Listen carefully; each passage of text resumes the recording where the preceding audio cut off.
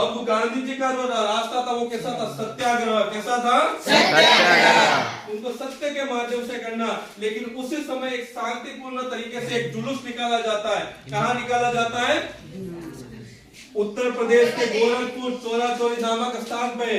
कौन सा जुलूस होता है? शांतिपूर्ण तरीके से जुलूस होता है।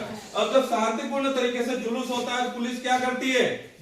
उनको दबाने का काम करती है। और जैसे ही दबाने का काम करती है तो वहां की भीड़ क्या हो जाती है? उग्र हो जाती है। क्या हो जाती है? उग्र। उग्र भीड़ ने क्या किया? जो पुलिस चौकी थी उसको क्या कर दिया? जला दिया।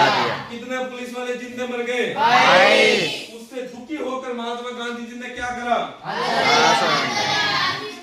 असहयोग आंदोलन। क्योंकि गांधी जी चाहते थे हिंसा नहीं हो, लेकिन वहां क्या हो चुकी थी? हिंसा हो चुकी थी। उसके बाद में किसकी शुरुआत होती है? Simon commission. किसकी शुरुआत होती है? Simon commission.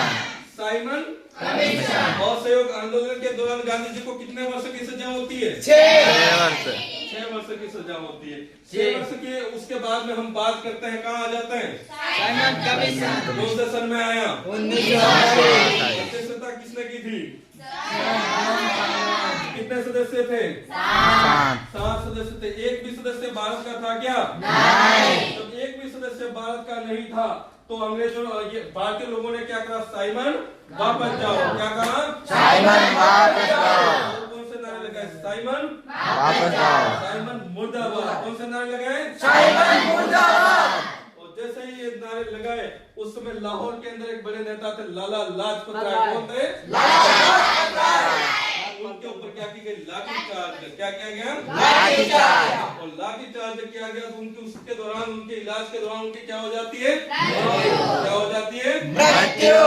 जैसे उनकी मृत्यु होती है उससे पहले उनके द्वारा एक शब्द कहा जाता है कि मेरे शरीर पर लगे हुई एक एक लाठी अंग्रेज सरकार के किल का ताबूत साबित होगी। और उसके बाद में एक और आंदोलन की शुरुआत की जाती है। वो कौन सा आंदोलन था? सविनय अवज्ञा आंदोलन। सविनय अवज्ञा आंदोलन से पहले उन्होंने एक खत लिखा था। किसको लिखा था?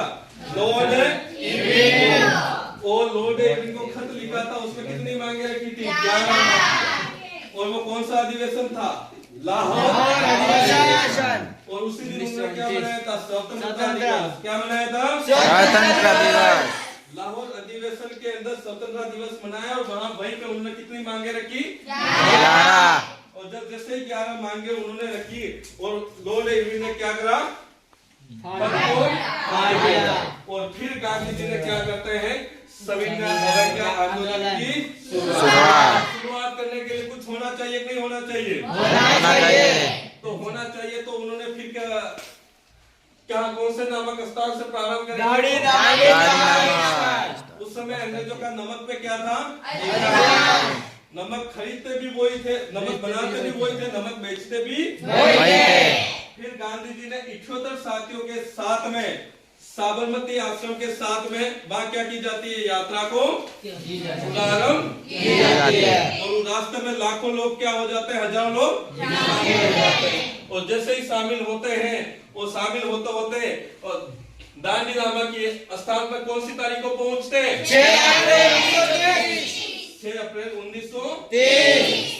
और 6 अप्रैल 1930 को पहुंचकर नमक बनाकर क्या करते हैं? कानून को तोड़ देते हैं। क्या करते हैं? फिर गांधी जी को क्या कर लिया जाता है?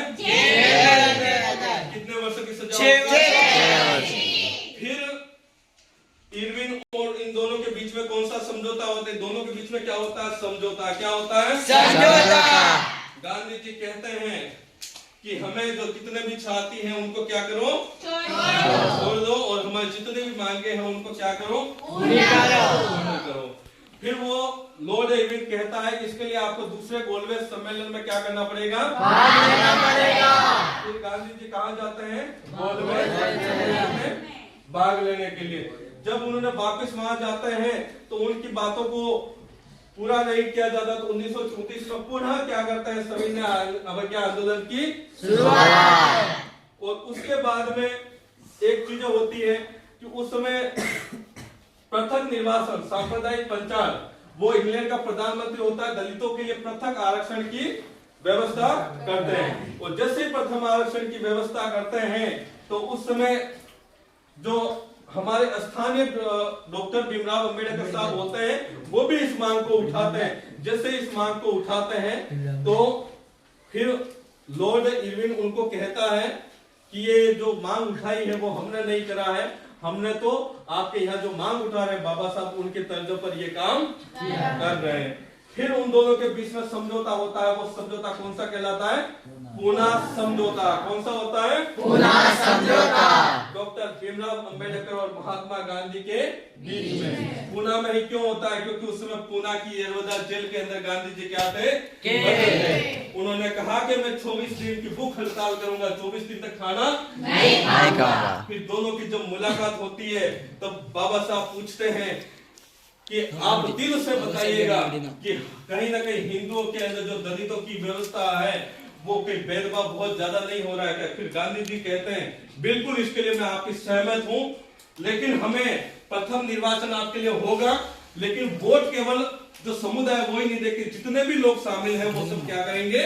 मतदान करेंगे। क्या करेंगे? मतदान करेंगे। और उसी तरीके से उनका समझौता होता है। और फिर गांधी जी के द्वारा दलितों के लिए एक शब्द यूज किया जाता है, वो होता है हरिजन। क्या होता है? हरिजन। फिर उन सभी वर्गों को एक समूह में साधने के लिए एक प्रयास किया जाता है कि सब अपने अपने जो स्थान है वहां की खुद सफाई करेंगे, कोई किसी की मदद नहीं करेंगे। उसके बाद में आता है 1940 में अगस्त प्रस्ताव। क्या आता है? अगस्त। 1942 में आता है क्रिप्स। क्या आता है?